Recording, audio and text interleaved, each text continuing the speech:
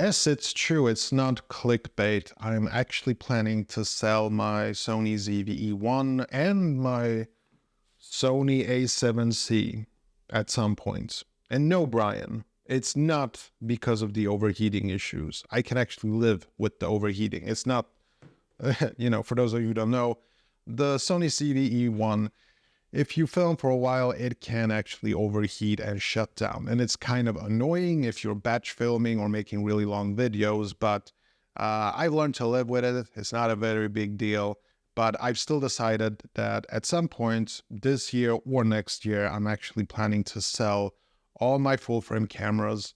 And I wanted to explain why. So I do appreciate the image quality coming out of this camera. I mean, look at this. This is just gorgeous. Great image quality. You got nice bokeh. You got, I'm recording this on log. I got nice LUTs. It's very easy to color grade and edit and stuff like that. And it's beautiful. It looks very professional and very nice. But the problem for me is, you spend like $3,000 on a camera and plus all the lenses, and you can't even fit it inside your pocket.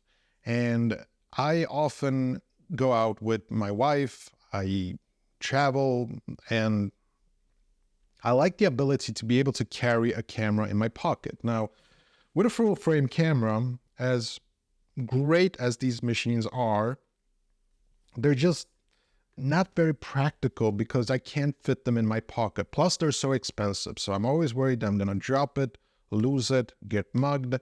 It's just annoying. But when I take something like the Insta360 Ace Pro, yes, the camera brand that is being so canceled right now, hypocrisy if you ask me. With a camera like this, I can just put this in my pocket, and this thing costs around, I don't know, $300-400, not very expensive. So I can put this in my pocket. If I lose it, not a big deal. If I get mugged, not a big deal. And it's tiny and it's great. Like, it has so many features. It's so fun to use. The menu system on these things are just so much easier to use than my Sony ZV-E1. And I've mentioned this before in previous videos that I still find the Sony menu systems unnecessarily complicated. Yes, they have so many more features than an Ace Pro. I get that. Like, it's a more complex machine. I get that totally. But I just want to go outside and shoot things, that did not come out right. I just want to film stuff or take pictures. And it's always just such a big hassle with a full frame camera. And I've been using full frame cameras for the past 10 years now, and I really appreciate it. And I just feel like I've sort of outgrown their purpose. Now, there was a time where I did a little bit of wedding photography, and obviously to get really spectacular photos, you do need a full frame camera. I still think you could get by with an iPhone, though, to be completely honest. But yes, I think that a full frame camera is a great tool and device. And I think a lot of people are going to hate me for, swaying away from it. Maybe my channel will completely die. I mean, it's dead, but it will actually completely die once I ditch my full frame cameras and only shoot with the canceled Insta360 Ace Pro. But actually, I'm more excited about new action cameras coming out, like DJI, like GoPro. I'm always curious what they will come out with. And if I want to try it out for myself, I can just buy it, and they're not even that expensive. I mean, I know this is obviously different from person to person, but for my money's worth, buying a camera for $3,000, that's not something I can do every single year. I mean, I could, but it's just so much money. But a camera for $300-400, I can do that a couple of times per year. You know what I mean? And so it's just more fun to me, because I like playing around with cameras and testing out new features and stuff like that. And with a full frame, it's just such a deadlock. And also, let's say that you have a full frame camera like the Sony, and I have a bunch of lenses for it, and Fujifilm comes out with a camera, and I want to play with that, but I would have to get new lenses for that. And so what if Canon comes out with a great new camera? I would have to get Canon lenses. And so, I would have lenses wall to wall here in my studio, and it would be so expensive. But with an action camera, you don't really have that problem, okay? So obviously these cameras also do have their limitations.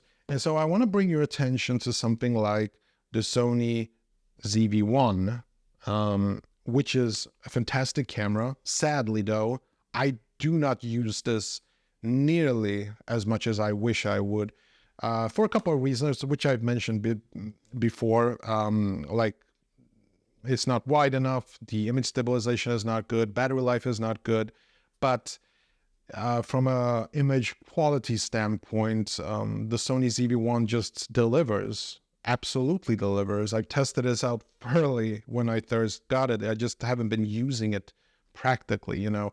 I can't, like this fits in my pocket, but if I want to take a selfie or do a vlog, this is just not wide enough. And I know that there are newer versions of this camera that do have wider lenses, but then they've like removed other things like built-in ND filters or severely reduced the image stabilization or slow motion capabilities. They've actually made worse products. Like usually when a new iPhone gets released, it usually gets better and better. With Sony cameras, it sometimes feels like they're making worse products on purpose. It's really weird. But yeah, this is a great camera. Sadly though, I'm selling this thing as well because unfortunately, I'm just not using it as much as I want to. I think it could be that Sony menu system, which I'm just not a big fan of. And this one actually has the older menu system, which is just a total mess. But yeah, these cameras, they're great, and I like using them. Like when I take a look at the images and videos that I get from these things, it's just, it looks amazing compared to action cameras or smartphones. But there are also so many downsides with these full frame cameras that I'm just, and it doesn't even matter if it's full frame or APS-C or Micro Four Thirds. They're all too big for my taste. I want something that you can fit into your pocket. Now, then we come to a third category, which is smartphones. Now, this is a troubling area as well, because with smartphones, there is this problem that you use your smartphone too much. Now, I don't want to get too much into this, but I will in my other channel, TS Tech Gear, where I talk about smartphones a bit more. But the problem, like, I do love the smartphone camera style thing. Like, you know, it's got a lot of features, bells and whistles. You know, I play around with Android smartphones. I definitely want to try out the Google Pixel camera at some point. But, you know, with Android, with iPhone, there are all these apps where you can do amazing stuff. Like, I know iPhone 15 users were impressed with the fact that you can film and log, but the truth is, you could film and log for years on iPhones using Filmic Pro. And what's even more interesting, you could use a different app where you could actually apply LUTs to your video files. So it's actually not a very new technology, although I should mention that the iPhone 15, they do shoot in, you know, 10-bit color, which makes a world of difference compared to 8-bit. And this is definitely the difference that I've noticed between the Sony A7C and the Sony ZV-E1. But yeah, 8-bit versus 10-bit, no contest. You should always go with 10-bit if you're doing log/LUT editing.